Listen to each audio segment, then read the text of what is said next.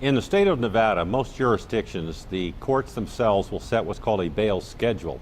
That is, that they will assess a certain amount of money that it would take for a person to be released from custody, that they would have to post to ensure that they appear and don't commit other offenses while they're released from being incarcerated.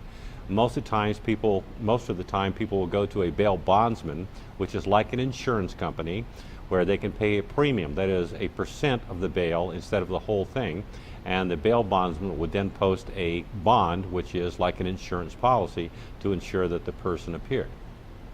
Under certain situations, an attorney or a defendant on their own can request what they call a bail reduction to determine whether or not the judge should reduce the amount of bail based upon certain factors. Sometimes a defendant simply does not have the means or the funds available to post that amount, and they may ask the judge for a reduction in that bail.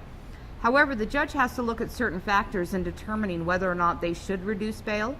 One of the things that they look at is whether or not you have specific ties to a community.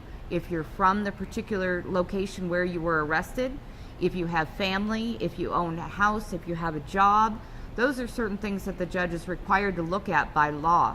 Additionally, they would look at whether or not you are a risk to flee, to leave Nevada, obviously whether or not you have ties. In addition to that, whether or not you're a risk to reoffend.